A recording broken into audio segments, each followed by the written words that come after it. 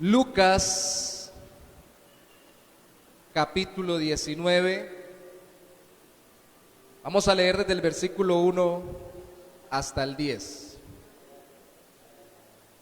Lucas 19, 1 al 10. Dice la palabra de Dios: habiendo entrado Jesús en Jericó, iba pasando por la ciudad. Y sucedió que un varón llamado Zaqueo, que era jefe de los publicanos y rico, procuraba ver quién era Jesús, pero no podía a causa de la multitud, pues era pequeño de estatura. Y corriendo delante subió a un árbol sicómoro para verle, porque había de pasar por allí. Cuando Jesús llegó a aquel lugar, mirando hacia arriba le vio y le dijo: Zaqueo, date prisa, desciende, porque hoy es necesario que pose yo en tu casa. Entonces él descendió a prisa y le recibió gozoso. Al ver esto, todos murmuraban, diciendo que había entrado a posar con un hombre pecador. Entonces Zaqueo, puesto en pie, dijo al Señor: he aquí, Señor, la mitad de mis bienes doy a los pobres, y si en algo he defraudado a alguno, se lo devuelvo cuadruplicado. Jesús le dijo: hoy ha venido la salvación a esta casa, por cuanto él también es hijo de Abraham, porque el Hijo del Hombre vino a buscar y a salvar lo que se había perdido. Acompáñenme en oración un momento más. Señor, creemos que tú eres el que viniste a rescatar al perdido, Señor. Como dijo Pablo, de los pecadores, a los pecadores de los cuales yo soy el primero. Gracias por venir. Gracias por rescatarnos de nuestro propio pecado. En esta mañana profundiza en nuestro corazón esa gratitud y enséñanos, Señor, cuánto más tú deseas transformar nuestras vidas en agradecimiento a ti y en respuesta, Señor, a esa obra maravillosa que tú hiciste al venir, vivir, morir, resucitar por nosotros. Y que quienes no conozcan de ti, en esta mañana, Señor, por medio de tu palabra abierta, a pesar de la debilidad de tu siervo que la predica y de tus siervos que me acompañan en este lugar, aún a pesar de nuestras fragilidades humanas, puedan escuchar a aquellos que no te conocen y te puedan conocer y puedan ser transformados por el mismo Salvador que nos transformó. Te damos gracias, Padre, en el nombre de Jesús. Amén y amén. Quiero hacer la forma de pregunta, aunque no la contestemos, pensemos la respuesta. Si llegáramos a chocar con un camión en marcha, ¿quedaríamos igual? Si chocáramos con un vehículo tan grande como un camión que viene a toda velocidad, atravesáramos en el camino, después de ese choque o de esa colisión, ¿seguiríamos igual? La realidad es que no quedaríamos igual. Habrían consecuencias en nuestra vida. Ahora, el que se dice creyente no ha chocado físicamente contra un camión, ni contra un tren, ni mucho menos contra un avión que cayera del aire. Ha chocado de frente en su corazón con el Salvador, el Hijo de Dios Jesucristo. Entonces deberían haber consecuencias de ese choque, de esa colisión santa. Alguna vez dijo un predicador cuando le preguntó una mujer: ¿usted insinúa que el Señor me lleva a mí de las greñas a su reino o me tira del cabello? Él dijo: no, no nos tira del cabello, nos tira del corazón. Y el choque no es un choque físico, es un choque interno, con todo lo que pensamos, somos, creemos, decidimos, sentimos. Nos encontramos con alguien tan glorioso y maravilloso como Cristo Jesús. Pues bien, al creer el Evangelio, no solo aceptamos la verdad sobre quién es Dios, quién es el ser humano y quién es Cristo, también experimentamos un cambio de vida que no tiene comparación. Somos transformados de una forma que no tiene igual. Hay muchas transformaciones en el mundo, externas, filosóficas, religiosas o morales. Hay tratamientos psicológicos para que la gente cambie o deje determinados vicios. Hay clubes, asociaciones o grupos, incluso anónimos, para poder restaurar a personas de vicios como el alcoholismo, la drogadicción. Y estos ayudan y ayudan a muchos, y muchos han cambiado en ese aspecto, en esa área. Pero no hay un cambio tan grande, tan profundo, tan verdadero, que tenga tantas implicaciones, tantas repercusiones y tanta transformación en una vida como el que produce aquel que produce la fe en Cristo, que produce el Señor, fe en Él. Y hoy nos vamos a centrar en ello. Ya hemos visto en domingos anteriores quién es Dios, quién es el ser humano y quién es Cristo según el Evangelio. Hoy vamos a ver cuál es el cambio que los cristianos por lo general llamamos conversión. ¿Cuál es el cambio que se produce en una persona? ¿Qué tipo de cambio se produce? Y tenemos delante de nosotros la historia real registrada por Lucas de la transformación de Zaqueo.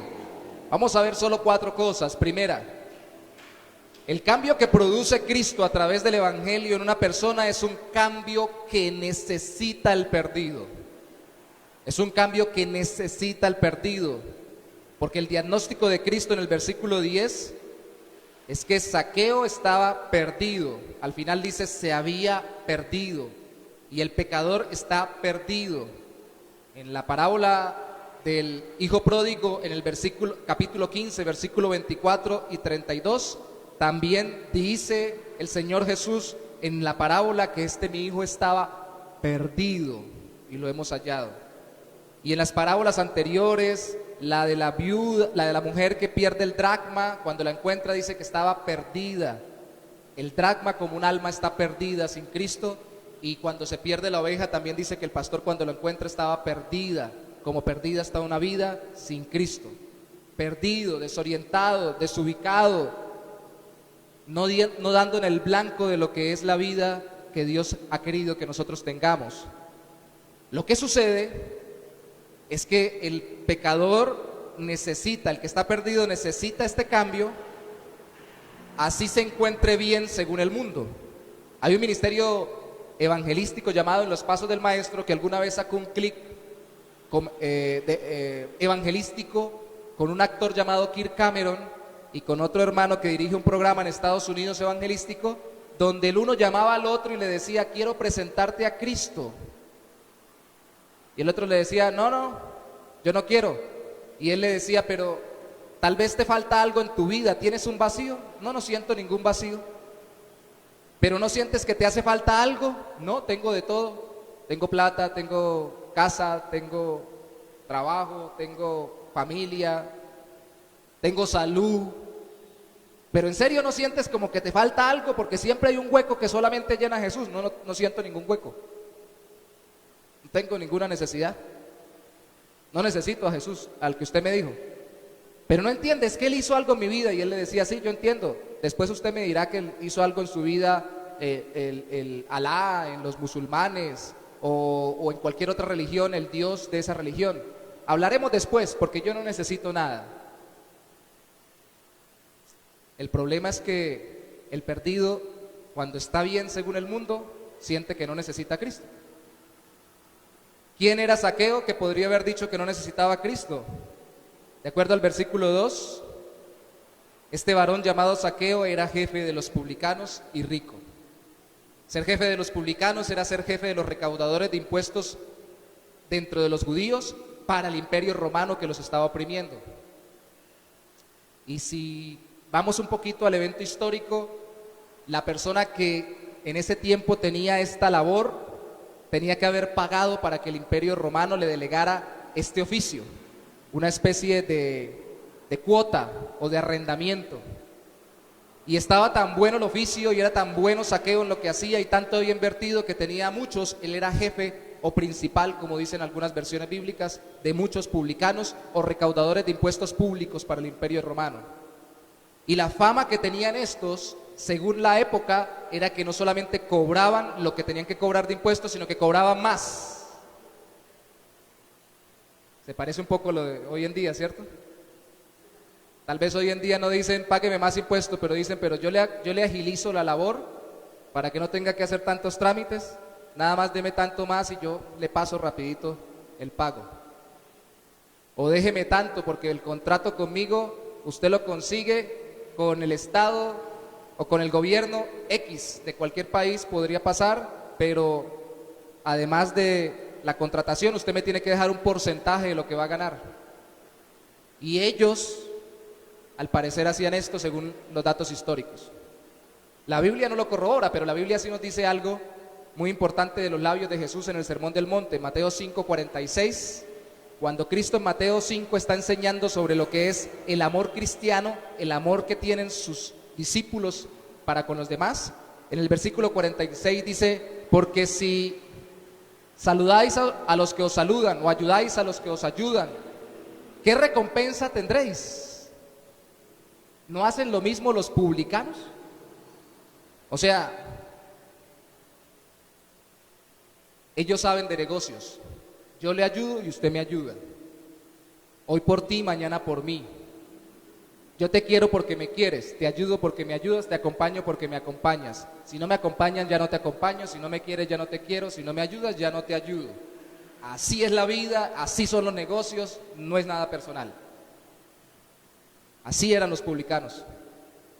Y eran conocidos por todo el mundo en la sociedad de su época y eran aborrecidos. Cuando se citaba algo malo de Cristo, como lo dan de testimonio los evangelios, se dice que andaba con pecadores, pero puntualmente se habla de dos tipos de pecadores que ellos tenían como grandes pecadores: las prostitutas y los publicanos.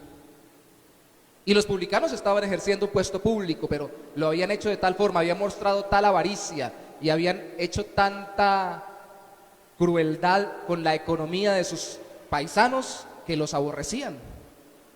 Pero él estaba bien. ¿Por qué estaba bien, decimos, en el sentido humano, mundano? Bueno, la Biblia dice, ahí mismo en el versículo 2, que no solo era publicano, jefe de los publicanos, sino que era rico. Era rico, y si como jefe de los publicanos ya tenía una fama, como rico podía sentir que no necesitaba de Cristo porque él estaba cómodo. De hecho, otro dato histórico muy importante es que muy seguramente muchos publicanos, sobre todo jefes de los publicanos, no solamente llegaron a ser jefes de cobradores de impuestos, sino que también tuvieron, al parecer, empresas comerciales donde las fundaban con el capital seguramente que manejaban o que les quedaba, y hacían también que se unieran ciudadanos romanos con gran capital y formaban grandes empresas. Eran empresarios muchos, tenían dinero, tenían estabilidad económica, tenían comodidad, no necesitaban a Cristo. No necesitaban a Cristo.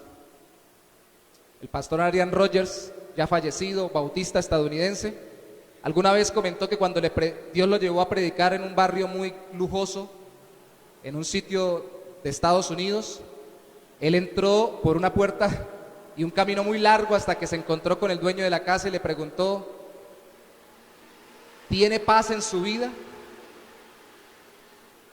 Y él le dijo: tengo plata. Sí, pero ¿tiene paz en su vida? Él le dijo: tengo una buena esposa y una buena familia. Le dijo: pero sí, ¿tiene paz en su vida? Él dijo: tengo comodidades, tengo fama, tengo reputación. Sí, pero ¿tiene paz en su vida? Y él al final tuvo que decirle: no sé por qué, pero no encuentro la paz. Él no estaba buscando a Cristo y él no decía o no sentía que tuviera un hueco o un vacío. Simplemente tuvo que reconocer al final que teniéndolo todo, al final uno no tiene la paz que solo da la relación con Dios por medio de Cristo. Zaqueo no tuvo esa entrevista, pero tuvo al mismo Señor Jesús interrogándolo y hablándole. Tal vez pensaba que no necesitaba, porque estaba bien, no necesitaba a Cristo, pero sí lo necesitaba porque sabe qué es lo que sucedía, confiaba más en sí mismo y en su propio ingenio según el mundo. En Lucas capítulo 19, que leímos, versículo 3, dice que procuraba ver quién era Jesús, Zaqueo, pero no podía a causa de la multitud, pues era pequeño de estatura. Versículo 4 dice, y corriendo delante subió un árbol sicómoro para verle, porque había de pasar por allí. Su experiencia venciendo limitaciones para hacer su voluntad le podía hacer pensar que él podía tener lo que necesitara. Y si necesitaba ver a Cristo, y si necesitaba que Cristo le hiciera un favor, lo iba a conseguir, porque él era el duro de los duros, el fuerte de los fuertes, el inteligente de los inteligentes, el capaz de los capaces, el que podía conseguirse todo lo que se propusiera. El cielo es el límite, se dice hoy en día en el mundo. Y está bien que nos impulsen a progresar, está bien que nos impulsen a avanzar, está bien que nos impulsen a ser cada día mejores conforme a la voluntad de Dios, pero muchas veces cuando se hace lejos de la voluntad de Dios se nos olvida que solos, por mucho que consigamos en esta tierra, no conseguimos nada, porque perdemos nuestra alma sin Cristo. Y él era de los que no se quedaba quieto. Si tenía que mirar a Cristo, si quería conseguir algo de Cristo, lo iba a conseguir, así tuviera limitaciones como su estatura. Y se subió a un árbol. ¿A qué? No sabemos si a saciar, como era judío, su curiosidad religiosa. ¿Quién es este judío, este rabino? Tal vez a saciar su curiosidad moral, este hombre tan bueno, tan sabio, o por lo menos tan generoso y misericordioso. Quiero aprender para ser un poco más misericordioso y no tener tantos problemas en esta vida. O tal vez para saciar su necesidad filosófica. Este hombre sabe mucho, entiende mucho, piensa mucho, explica mucho. Nadie le puede debatir, nadie le puede refutar. Yo quiero ser tan inteligente como él. Y así muchos hoy en día nos acercamos a Cristo. Yo quiero ser muy religioso, por lo menos mostrarme muy santo. Yo quiero mostrarme bien comportado, o yo quiero ser muy inteligente. Y se acercan a Cristo para que les enseñe cómo pensar, cómo actuar, cómo vivir externamente, pero no queriendo que transforme realmente su corazón. Él estaba curioso. El texto no nos da a entender que lo hiciera porque realmente confiara en Cristo aún. Simplemente tenía curiosidad, como cualquiera de nosotros puede tener curiosidad religiosa, moral o filosófica de Cristo. Hay gente que habla demasiado bien de Cristo y no le ha entregado su vida a Él. Hay gente que entiende mucho de lo que dijo Cristo, pero no le siguen a Él. Hay gente que admira grandemente a Cristo, y déjeme decirlo, que el que más lo admira por todo lo que lo hizo sufrir y lo sigue haciendo sufriendo y lo hará sufrir por la eternidad es el diablo, y ese no se ha entregado a Cristo. Nadie simplemente puede, por saciar curiosidad, convertirse al Señor. Y eso nos muestra que incluso el que según nosotros está mejor en el mundo, está perdido sin Cristo, necesita al Señor. Una ilustración más, porque este punto es muy importante, el de la necesidad. Un pastor amigo alguna vez fue a predicarle a un hombre, esposo de una familiar de él, que le pidió que fuera en mi ciudad natal, en Cúcuta. Este hombre tenía muchos bienes y lo invitó al lugar donde él residía con muchas posesiones. Y él me dijo: yo voy a ir porque si me mandó a llamar a este hombre que no le gusta que le hablen del evangelio, debe ser porque necesita a Cristo. Pero cuando llegó allá, se encontró con que el hombre no le dijo qué necesitaba, que le explicara el evangelio, sino que empezó a mostrarle la construcción, las piscinas, los bienes, los carros, las posesiones. Y él le dijo: pero usted necesitará algo. Y él le dijo: no, yo no necesito nada, como la ilustración inicial que les di. Y él me dijo: Yorley, yo no supe cómo predicarle y yo quería pescuezarlo. Tenía todo, pero no tiene al Señor. Alguien que conmigo ha compartido el evangelio, como este hermano en la fe que todavía es ministro, puede ser como yo y como usted en algún momento obnubilado, deslumbrado, porque como esta persona está tan bien según el mundo, tiene tanta salud, tiene tanto dinero, tiene tantos bienes, tiene tanto estatus, tiene tanto conocimiento, ¿cómo le voy a predicar de Cristo?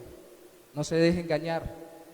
Y esta serie que estamos tratando con los puntos elementales del evangelio es para estimularnos a evangelizar. No se deje engañar. Por bien que esté una persona, está perdida sin Cristo y necesita ese cambio que solo Cristo puede hacer en él o en ella. Segundo, no solo es un cambio que necesita el perdido, sino es un cambio que solo da el Salvador. El versículo 5 al 7 nos dice lo siguiente: cuando Jesús llegó a aquel lugar, mirando hacia arriba, le vio y le dijo: Zaqueo, date prisa, desciende, porque hoy es necesario que pose yo en tu casa. Entonces él descendió a prisa y le recibió gozoso. Al ver esto, todos murmuraban, diciendo que había entrado a posar con un hombre pecador. Pero ¿quién sino un pecador necesita un Salvador? Y el significado de Salvador tiene muchas acepciones en la Biblia. En la Biblia se puede utilizar la palabra Salvador, el griego del Nuevo Testamento, y su correspondiente en el hebreo del Antiguo, para salvar de un problema, para salvar de una enfermedad, para salvar o liberar de un conflicto o de una dificultad física y hasta económica. Y sí, puede utilizarse para eso, pero el Salvador no vino simplemente a salvarnos de estas cosas, porque este hombre no tenía dificultades según el mundo. El Salvador vino a salvarnos de nosotros mismos y de nuestra perdición del corazón. Cristo es el Salvador del perdido en pecado, porque este es su oficio, para esto vino. Como dice el versículo 10, el Hijo del Hombre vino a buscar y a salvar. Él no vino aquí de paseo, no vino para deslumbrar, no vino para que todo el mundo lo admire y para que todo el mundo le ponga figuritas en las casas y que cuelguen crucifijos. No vino para absolutamente ninguna clase de institución religiosa. Él vino a cambiar vidas, Él vino a salvar perdidos. Y las iglesias somos un conjunto de personas que estaban perdidas y fueran encontradas. Si no entendemos eso, no entendemos lo que Cristo vino a hacer. Solo Cristo en su soberanía puede hacer tres cosas que hizo con Zaqueo en el versículo 5. Primero, llamarnos por el nombre. ¿Cómo se llamaba este hombre? Zaqueo. Y algunos dicen, uy, Zaqueo porque saqueaba. No. Eso no quiere decir eso. No es Zaqueo porque saqueaba. Es Zaqueo con Z, y de hecho el nombre es muy bonito porque significa pureza, si no estoy mal en el original hebreo. Entonces, alguien se puede llamar Jesús y portarse como el diablo, y se puede llamar Hitler y ser tremendo hombre de Dios. Bueno, ya creo que ni siquiera les ponen ese apellido en Alemania. Puede tener un nombre muy terrible y ser alguien caminando con Cristo. El asunto es que Zaqueo estaba perdido, y quien conoce nuestro nombre, que es el Señor, es porque conoce nuestro corazón. En la Biblia el nombre, incluyendo el nombre de Dios, no significa el conjunto de letras que están unidos para formar un sonido que nos da una identidad simplemente auditiva. El nombre en la Biblia significa alguien que existe, que piensa, que siente, que decide, que tiene un corazón, que tiene una vida. Y empieza siendo el nombre de Dios porque Dios existe, está vivo, alguien que se relaciona y existe como un solo Dios en tres personas, Padre, Hijo y Espíritu Santo. Pero nosotros también tenemos nombre, y Él conoce nuestro nombre porque conoce quiénes somos, qué pensamos, qué sentimos, qué decidimos, qué vivimos, qué anhelamos, qué tememos. Todo lo sabe Él. Hay un himno muy lindo bautista, ¿no? Que dice que Él nos llama por su nombre Él nos llama. Él nos llama por su nombre, por nuestro nombre. De hecho, hay un amigo que me decía en un trabajo que yo era el Cintocayo, Yorle Aleiro Parra Rúa. Decía que con ese nombre definitivamente Dios tenía que saber quién era yo para encontrarme. Usted puede llamarse como 500,000 personas más y parecerse hasta físicamente a ellas, y aún así sabe Dios quién es usted y quién soy yo. Y sabía quién era Zaqueo. Eso solo lo puede hacer el Señor. Zaqueo, tú que estás intentando saciar curiosidad y como todo el mundo simplemente usarme para cumplir sus expectativas filosóficas, religiosas o morales, ven, a ti te voy a salvar. Y si usted ha creído en Cristo, Dios lo ha llamado por nombre. Y cuando le predique a alguien, que ese alguien sepa que usted está siendo un parlante de Dios, del mismo Cristo, para llamarlo por nombre y decirle arrepiéntete y cree en el Señor. Que sepa que es un encuentro personal, por nombre. Pero también la segunda cosa que hace Cristo en su soberanía es hacerlo descender de su autosuficiencia. Tú que piensas que puedes mostrarte porque eres pequeño, eres muy inteligente, muy vivo, muy inteligente, muy capaz, y puedes hacer las cosas por ti mismo, baja, desciende, ven aquí conmigo. Sé humilde, humíllate delante de mí, yo soy el Señor. Yo te amo y vengo a salvarte, yo te llamo por nombre, pero tienes que descender de tu autosuficiencia. Algunas personas dicen cuando Pablo se cayó del caballo, la Biblia no dice que Pablo se cayó del caballo camino a Damasco cuando se encontró con Cristo, pero sí dice que cayó y que quedó ciego. Yo prefiero pensar, como ahí no se menciona un caballo, que cayó sobre su propia altura. Es un término médico que he escuchado desde hace muchos años, que significa caerse cuando uno está de pie.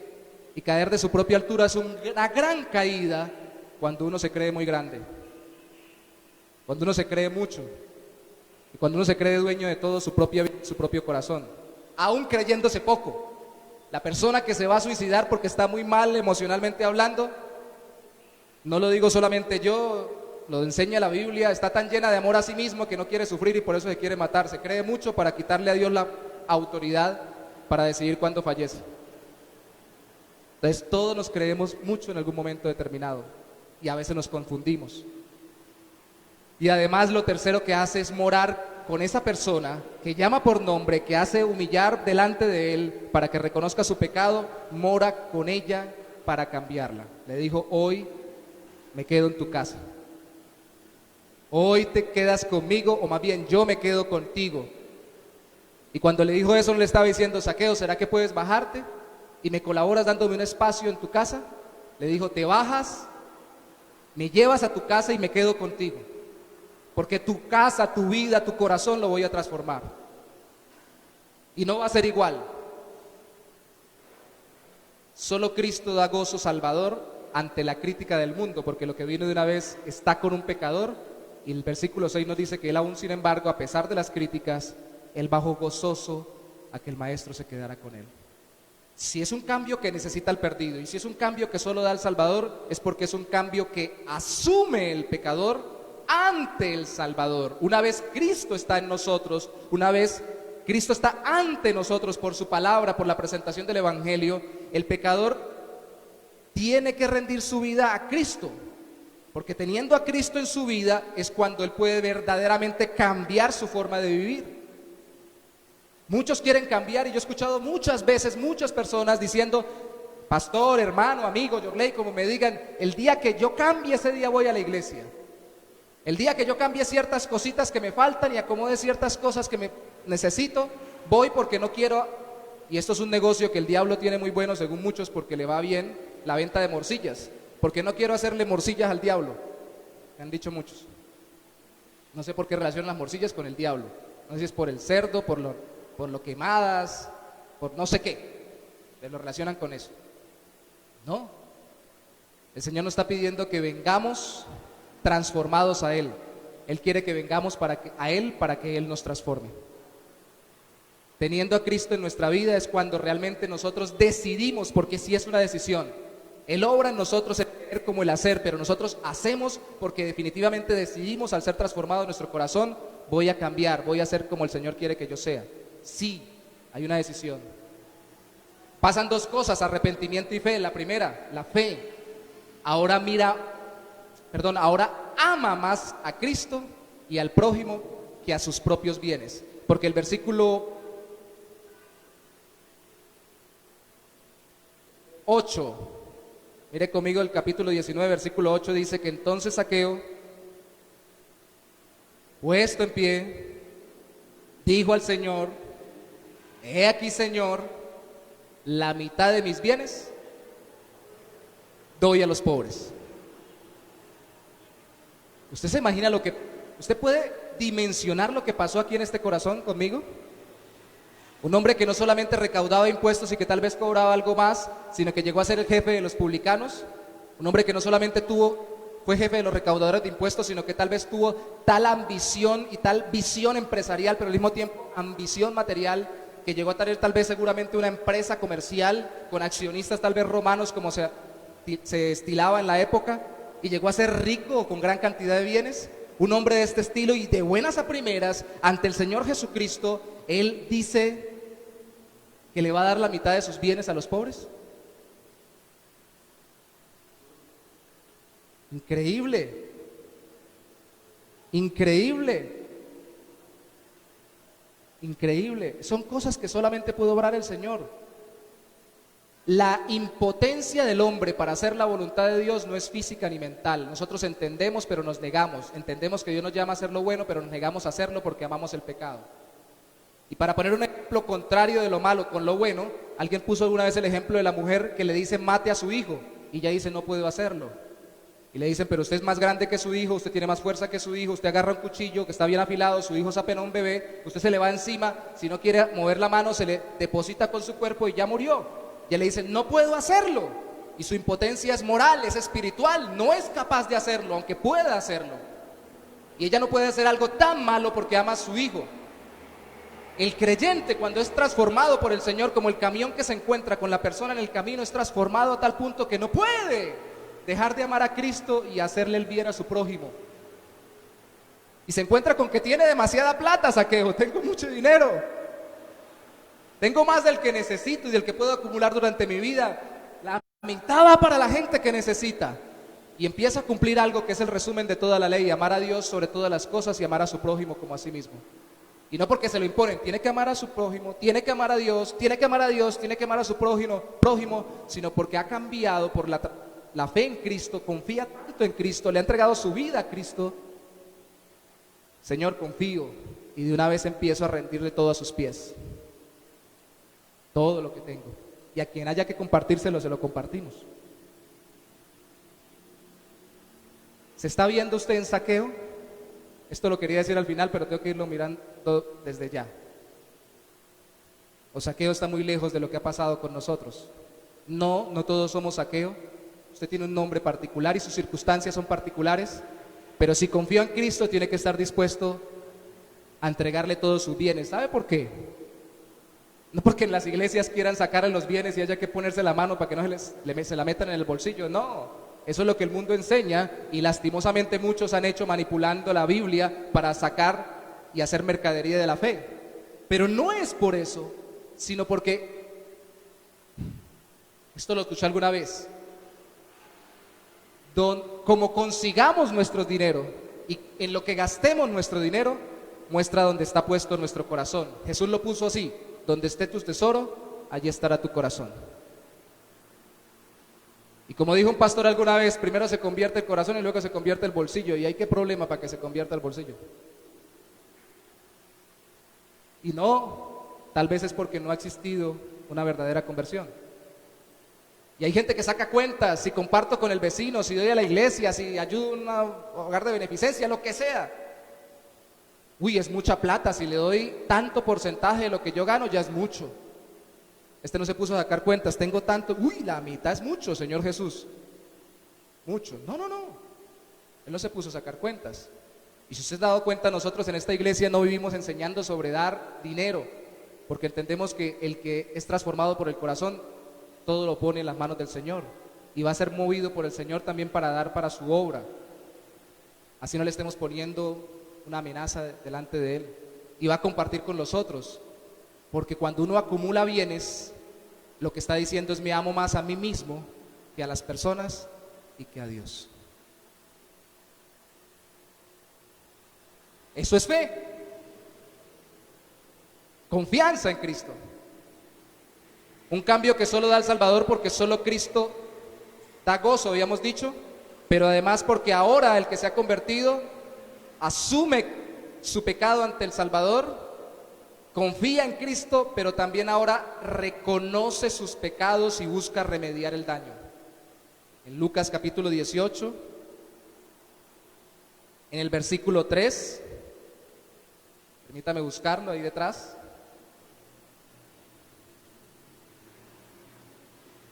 Dice que había también en aquella ciudad una viuda, la cual venía diciendo: hazme justicia de mi adversario.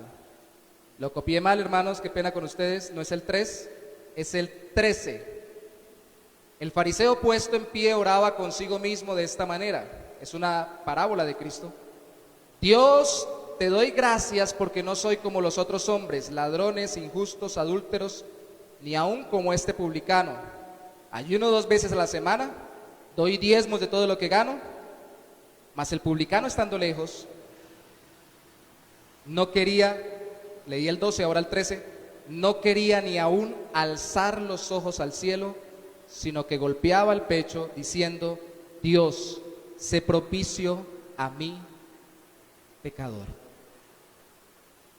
Un publicano, en la parábola de Cristo, en el capítulo 18, Lucas, instruido por el Señor, inspirado por el Espíritu Santo, pone un ejemplo práctico de un jefe de publicanos convirtiéndose en el capítulo 19, reconociendo sus pecados y queriendo sanar el daño, porque mira el versículo 8, Lucas 19:8, dice al final: si en algo he defraudado a alguno, se lo devuelvo cuadruplicado. La verdad, yo debo haber hecho mucho daño con mis finanzas, debo haber sacado plata a mucha gente y ya he acumulado demasiado. No solamente por fe, confianza en Cristo, le entrego todo lo que yo tengo y lo dispongo para que Él lo use para quien lo necesite, sino que a aquellos que le hice daño, reconozco que lo hice y voy a darles una compensación por ello. No siempre se puede compensar. Aquel que fue adúltero y perdió su matrimonio, tal vez no puede restaurar el matrimonio porque ya es muy tarde. Aquel que fue asesino y ya mató a alguien, no puede restaurarle la vida a ese que mató porque ya es muy tarde. Aquel que fue drogadicto y se dañó su salud, tal vez no pueda restaurar completamente su salud porque ya es muy tarde. Pero en la relación con las personas de aquí en adelante, fácilmente reconoce sus pecados y está dispuesto a reconciliarse, a pedir perdón porque se sabe perdonado por Cristo. Eso es arrepentimiento y eso es al inicio de la vida en Cristo, y ese cambio continúa constantemente en la vida del creyente hasta que se entrega al final a Cristo en la eternidad. ¿Qué tan fácilmente confía usted en el Señor para disponerle todo lo que tiene y todo lo que es? Eso es fe. ¿Qué tan fácilmente usted reconoce sus pecados y quiere remediarlos para con las personas y para con Dios? Eso es arrepentimiento. ¿Qué tanto crecemos en arrepentimiento y fe? Ese es el cambio que Dios produce en el pecador, y el pecador lo asume responsablemente cuando se encuentra con el Salvador. Al final, perdóneme, antes de llegar al final, recuerden que Lucas hace contrastes como todos los evangelistas, y en el mismo capítulo 18 tenemos a otro rico, que en otros evangelios le llaman el rico o el joven rico, aquí que dice que es principal, y en el versículo 23 dice la Biblia que él estaba muy triste porque tenía muchos bienes. Y aquí está el contraste. En el capítulo 19 uno renuncia a sus bienes, comparte lo que tiene y quiere saciar el daño que haya podido hacer por su avaricia, y el otro que dice que tiene todo bien. El joven dice que no le ha hecho daño a nadie, que ama a todo mundo, que no le miente a nadie, que nadie ha hecho daño. Dice: cumplo todos los mandamientos, pero cuando Cristo le dice entregue todo lo que tiene, le dice: ay, no, estoy muy lleno de dinero. Vemos así como el Señor quiere un cambio verdadero que asumamos en nuestra vida. Y este es un cambio que solo lo certifica alguien, el Salvador. Mire conmigo el capítulo 19, versículo 9 y 10. Jesús le dijo: hoy ha venido la salvación a esta casa, por cuanto él también es hijo de Abraham. Porque el Hijo del Hombre, o sea, Cristo, vino a buscar y a salvar lo que se había perdido. Primero, la salvación llega a la casa cuando el Salvador llega a cambiar la casa. Pero déjeme aclarar esto: la casa cambia cuando el Salvador cambia a los que moran en la casa. Podemos pedirle al Señor: Señor, danos paz en esta casa, que no haya ningún demonio por ahí dentro de la casa, que no haya ninguna mala vibra, dirían por ahí los muchachos, que no haya ninguna mala energía, que aquí se respire paz y tranquilidad. Pero cuando Dios nos dice: claro, yo quiero cambiarte a ti y a los que moran en tu hogar, dice: ay, no, pero que nosotros no tengamos que cambiar para eso, nosotros queremos estar tranquilos, pero que no se nos pida cambiar, porque ¿cuál es el asunto? No, el Señor quiere cambiarnos para poder cambiar la casa. Si no, la casa no cambia, porque la casa, el ambiente, la atmósfera de la casa la hacen los habitantes, los moradores del hogar. Y otra conclusión derivada de esta es que la salvación llega a quienes Dios ha destinado, pero llega cuando cambian. Dice ahí que él era hijo de Abraham, era un descendiente del pueblo judío, estaba dentro de los que Dios había determinado que se salvaran. Llegó a él la salvación, pero solo llegó cuando el Salvador llegó a su vida y cuando su vida cambió. En la Iglesia Bautista El Buen Pastor de Bucaramanga, como en muchas iglesias, tratamos de ver la Biblia como ella se nos presenta. Y hay algo que se llama la doctrina de la predestinación, y dice que solamente los que Dios escogió desde la eternidad, esos creerán en Cristo, esos santificará el Espíritu Santo y al final serán glorificados. Sí, lo creemos, pero todavía no ha llegado la salvación, ni podemos decir que alguien es salvo, la Biblia lo certifica, aquí lo dice el Señor Jesucristo, hasta que se cambió, hasta que cambió, hasta que su vida fue transformada. Puede decir yo fui criado en un hogar cristiano, puede decir yo fui criado en el lugar de culto de una iglesia cristiana, puede decir a mí me enseñó el mejor de los predicadores, el más entregado de los pastores o de las mujeres siervas de Dios, fue mi papá, fue mi mamá, fue mi tío, fue mi abuela, fue lo que sea. Y hasta que no cambia su corazón es hasta que no podemos decir está salvo, porque eso de la predestinación está oculto en la eternidad pasada en el corazón de Dios y solo lo vemos cuando vemos los frutos. Cristo dijo por los frutos los conoceréis. Así que no está mal, así como no está bien pensar que una persona porque se llame Jesús se porta muy bien, ni está mal pensar que una persona porque se llame Damián, como en las películas del exorcista, es un diablo. Así tampoco está mal que si la persona anda como un mundano, habla como un mundano, piensa como un mundano, se comporta como un mundano, hace negocios como un mundano, todo como un mundano, digamos, no, es que es un cristiano que tal vez todavía no ha caído en cuenta que ya es cristiano. No, es un mundano. Pero así le diga al mundo, no, usted está mal, usted no sirve, usted no ha cambiado, pero si la persona solo sabe usted y lo sabe el Señor, sabe que en su corazón se ha arrepentido y ha confiado en Cristo, tiene disponible su vida para lo que el Señor se lo pida, y quiere hacer lo que es la voluntad de Dios y aborrece hacer lo que no es la voluntad de Dios y sigue cada día creciendo, así hacía lento el crecimiento y confía en Cristo, la fe de él no es perfecta, el arrepentimiento de él no es perfecto, pero el Salvador sí lo es cristiano. Y si hay evidencias de conversión, así sean pequeñas y graduales, es creyente en Cristo. Y así como no podemos darle confianza a alguien que no es creyente, tampoco podemos darle inseguridad a alguien que tiene evidencias en sí mismo y en su propia vida de que Cristo lo ha transformado. Porque la confianza está en Cristo, no en nosotros. Es un cambio que certifica el Salvador y es el que se puede parar y decir, como dijo aquí, la salvación llegó a esta casa. Ustedes pueden estar criticando, como se muestra en el versículo 7, que es un pecador, que yo estoy morando con pecadores, pero yo digo la salvación llegó a esta casa, dijo Cristo. Y pueden dudarlo hasta que pasen meses, años, pero yo digo la salvación llegó a esta casa porque aquí hay un corazón transformado por la fe en mí, arrepentido de sus pecados, confiando en mí como quien perdona sus pecados por la eternidad. Es un cambio tremendo. Y alguien dirá, pero nosotros no somos descendientes de Abraham. Le dejo de tarea, por favor, que busque Gálatas capítulo 3, versículos 6 al 8 y Romanos capítulo 9, 6 al 8. Gálatas 3, 6 al 8, Romanos 9, de 6 al 8. Porque Gálatas 3, del 6 al 8, nos muestra que los que Cristo ha cambiado son hijos de Abraham, porque han tenido fe en Cristo como Abraham la tuvo en la promesa. Usted puede encontrar en Gálatas 3, 6, 8 que se enseña que los cristianos son hijos de Abraham porque confiaron como Abraham confió en la promesa. Pero no, y además, añádale esto, no todos los descendientes físicos de Abraham en la carne se han rendido a Cristo, aceptándolo como su Señor y Salvador. Y eso lo enseña Romanos capítulo 9, versículos 6 al 8. Incluso dice Pablo, ¿y qué? ¿Falló Dios porque no todos los descendientes de Abraham son salvos? No, no ha fallado porque no son todos los descendientes según la carne, sino según la promesa. Y apela al hecho de que en Abraham te será llamada descendencia, pero solamente a través del hijo de la promesa, que era Isaac, no de Ismael. Así como no a través de todos los hijos de Isaac, sino solamente a través de Jacob.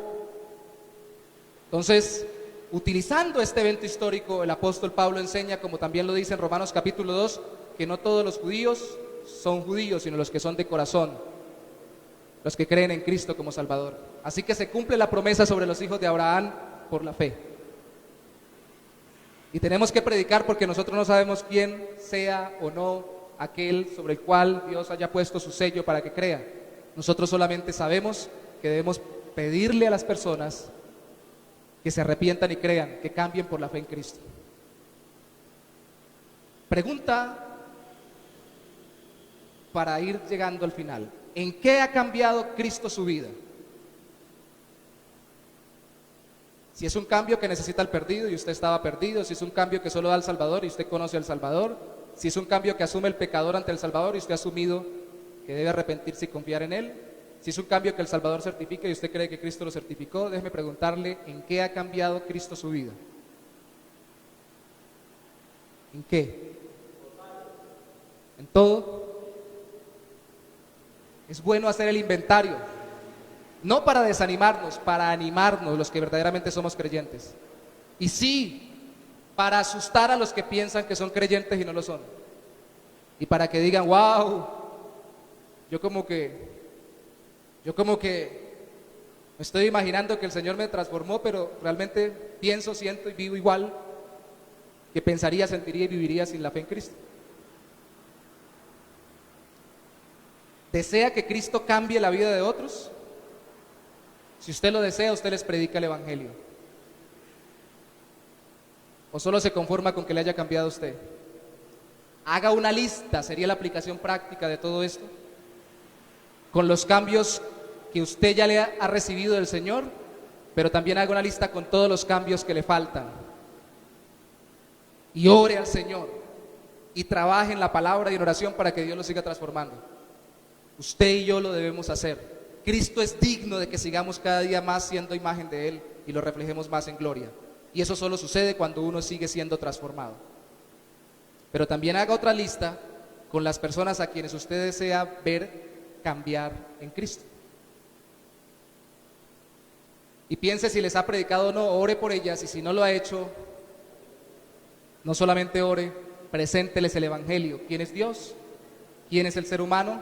¿Quién es Cristo? ¿Y cuál es el cambio que Dios quiere en nuestras vidas? Efesios, Pablo en la carta a los Efesios lo resume muy práctico. El que robaba, ya no roba.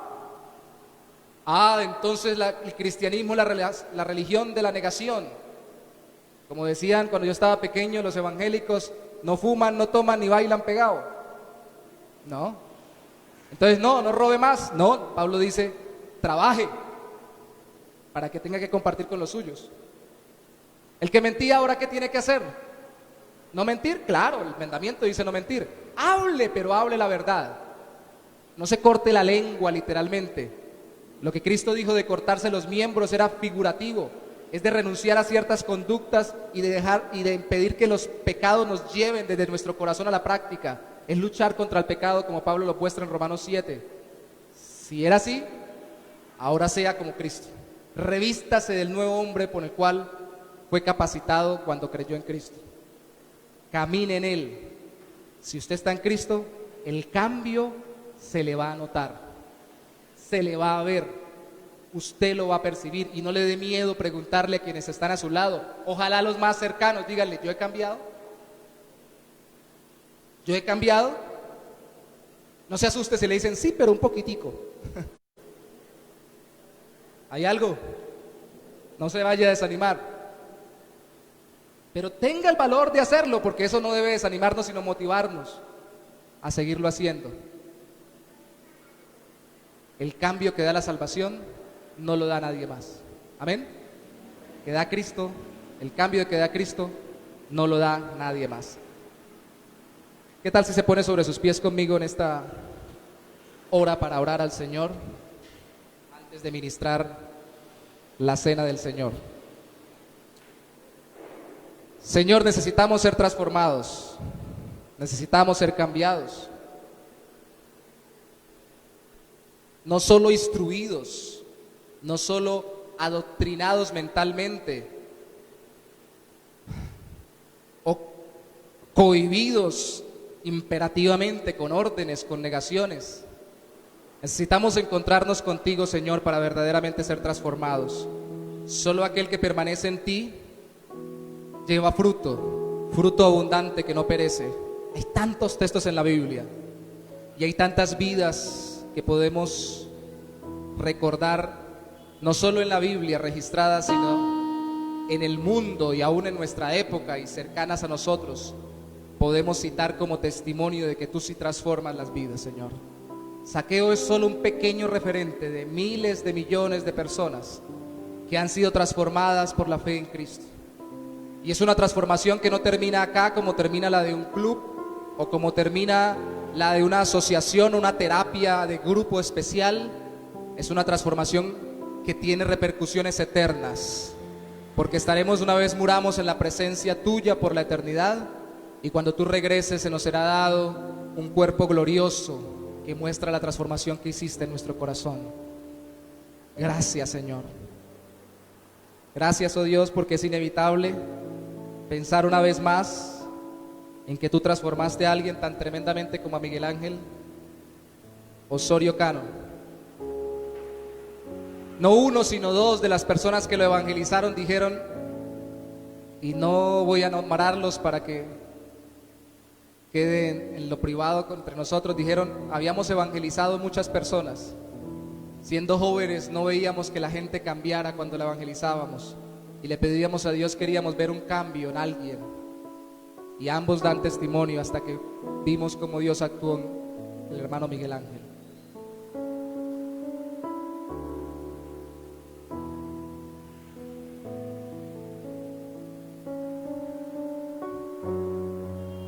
De lo vil, de lo menospreciado, de lo que nosotros aborrecemos, de la calle,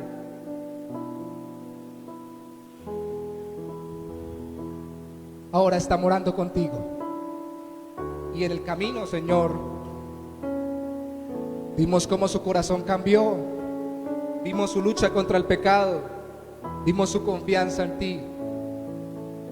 Hoy muchos están luchando, hoy muchos están guerreando contra el pecado, y miran a su alrededor y ven la, entre comillas, fe o arrepentimiento de muchos llamarse cristianos, que se camuflan detrás del título de creyentes para seguir viviendo como el mundo, y dudan, se incomodan, se entristecen. Pero no debemos mirar a nuestro alrededor para juzgar o deprimirnos. Debemos mirar a aquel que nos salvó, aquel que nos llamó por nombre, aquel que nos dijo: desciende de tus conceptos, de tus prejuicios, de tus esquemas mentales, de todo lo que tú tienes.